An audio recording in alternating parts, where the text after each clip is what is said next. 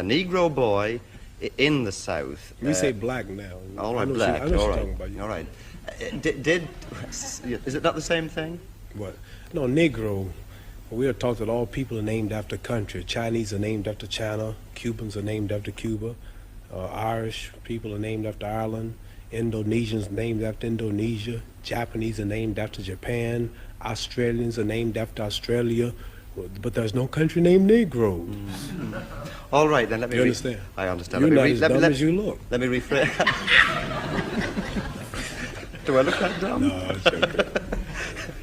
What I really mean is, did you... History of ourselves, the history of our true religion, our nationality, our names. See, we don't have our names, you know. I notice how proud you all are, proud of your names. See, Chinese have names like Chang Chong, Lu Qian, this is Islamic teachings. Russians have names like Kosygin or Khrushchev. You have names like O'Connor or Grady or Kennedy. And Africans have names like Lumumba, Nkrumah.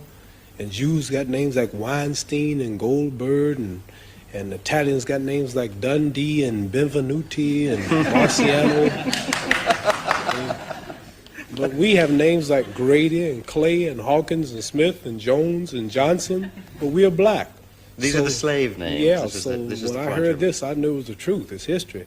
So Muhammad Ali is a beautiful black name of our ancestors. So when I heard this, I just had to walk out of the church and Christianity because they never taught us our true knowledge. Then they told me how we were brainwashed in America.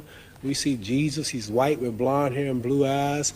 We see the Lord's Supper, all white people. We see the angels in heaven, all white people. Woman, Miss World, a white woman. Even Tarzan, the king of the jungles in Africa, he was white. He said,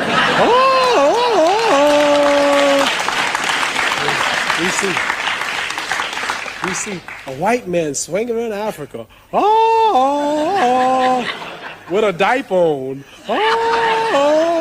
He beats up all Africans and breaks the lion's jaw. And then the Africans been in Africa for centuries, but he can't yet talk to the animals. But Tarzan, all of a sudden, some goat raised him up and he can talk to the animals. So I'm just showing you how the black man in America has been whitewashed his mind. And then we look at the good cowboys, they rode the white horses, and the president lived in a White House. They got TV commercials, White House cigars, White Swan soap, King White soap, White Cloud tissue paper, White Rain hair rinse, White Tornado Flow Wax, White Plus toothpaste. The president lived in a White House, and the angel food cake was the white cake, but the devil food cake was the chocolate cake. Everything good was white. And when I heard this, I said, boy, this is the truth. So our religion teaches us the knowledge of ourselves, the knowledge of our culture, the knowledge of our history, makes us want to be with our own, marry our own, live with our own, clean up ourselves, do for self, quit forcing ourselves in white neighborhoods, but clean our own neighborhoods, makes us proud, makes us identify with our own brothers throughout the world. And after I heard this, being an intelligent man, then like I'm not only a winner in boxing or my stand on the draft, I'm a winner also in the movement that I follow for my people. And the only leader is Elijah Muhammad, who we believe was taught by Allah, God himself, to teach the so-called American Negroes the truth that's been hidden from them for 400 years, which will free them. Has said something which perhaps a lot of us white people have misunderstood. Perhaps you can explain it to me. He said that white men are devils. Yes. What does he mean by that? He means just what he said, the deeds and the works of the man. He says the American devils. The lynching, the killing, cutting the black people's private out, sticking it in the mouth, is what they did to us. I got a book called 100 Years of Lynching written by white men. Taking black women who was 4 months pregnant, they took us for years and hung us up with the feet and stuck a dagger in the stomach and ripped it and pulled the unborn baby out just to put fear in other slaves. They tied up black people to horses and 2 horses and pulled his arms out and pulled his legs out. Lemonade trains with white children and white people of America used to come and watch them tie up 10 or 15 black men and pour gasoline on them and burn them, watch them burn alive. They took us and hung us up with trees and shot us with bullets. They took and cut a hand off and gave it to the little boy and they took the leg off. And this is worse than the devil. All right, but... see, the devil, the preacher in the church taught us that the devil was up under the ground. Right.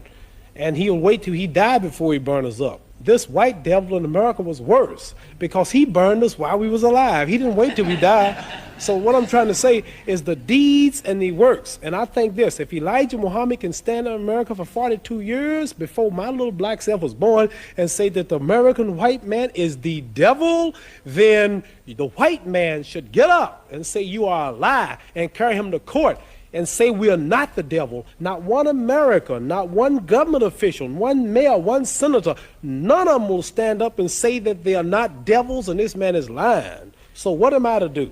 Right. I believe it. Do you believe that every white man is a devil? I mean, Angelo Dundee, Harold Conrad? Angelo Dundee's Italian. He's got a lot of he's got a lot of black blood in him. Harold Conrad's Jew. So there are exceptions. There are exceptions. No, listen. What I'm saying to you is this. I'm saying that Elijah Muhammad, our leader, teaches us this. And I believe everything he say. So it's not for me to prove that. You must remember, you have not lynched me. It wasn't the Germans that did this to us. It wasn't the white Canadians who's right on our border. He put emphasis on the American devils. He's missioned to America by God to preach the truth. So what I'm saying, let's say we got one white fellow in America who has proved that he means right. Let's say we got another one. White people have died in demonstrations for black people. Now, here's the position I'm in. Here's 10,000 whites coming to kill me. And in those 10,000, or let's say here's 10,000 rattlesnakes coming to bite me. And in those 10,000, there was 1,000 that didn't mean no harm. And I knew there was a good 1,000 snakes out there, but they all look alike. Now, what should I do? Should I keep the door open and let the 10,000 in, hoping that the 1,000 will unite and save me and one bite or kill me? Or should I just be safe and shut the door? So we have white people say, I mean right.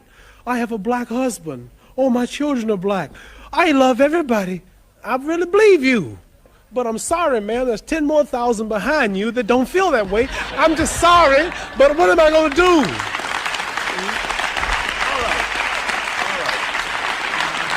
So I like to say this, that I know, I'll bet my hand on my family's life now, that there's some whites that mean right and sorry that they're from this race. But there's so few until it don't really matter, until I can't forget all the lynching, all the depriving, all the murder, everything that's happened, because there are two that mean right. Right, but don't See, when America dropped bombs on Vietnam, she drops them. Okay. Babies, boys, when she dropped the bomb on Japan, she dropped it. They don't say some innocent, they just said war. So when a person in Belfast leave a bomb, they don't say, well, there's a kid that's innocent in here. There's an old lady, she's blind. They just, boom, throw the bomb. So what I'm saying, not because they do, we have a problem. It's black and white. And maybe there's a few voices, I mean right, but there's so many that don't. So we have to look at the problem as a whole. I want to get that plain. I know there are whites that mean right. Okay. You yourself have some little white blood in you. Yeah, what are you saying? You feel totally Negro, or do you feel black? Yeah. Well, nobody is really totally. Like Chinese are yellow, they say, but they're not really yellow. They say you white. Well, give me something white. You don't look white. Here's white. See, this is white. You're not white. You're kind of pinkish. Okay. You're not white. See, that's white. Right. So I'm not black, but I'm considered black. But as far as the blood is concerned, some people say, you talk so bad about us in America. You have white blood in you. How did I get white blood in me? Well, you know, way back 100 and something years ago, the old slave master's wife used to get tired. And he would sneak back in old Granny's shack. And old Granny had big hips, and she was pretty and had a big breasts and big legs, and she was strong. She worked all day to clean up the white lady's house, raise the white lady's babies, and the old white lady was tired and weak, and old black slave was back there all strong, and he would slip back at night and close the door, and you know what he would do?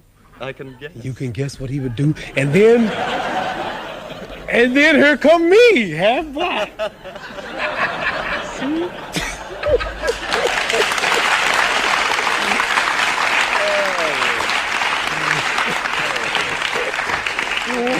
Maybe we can get back.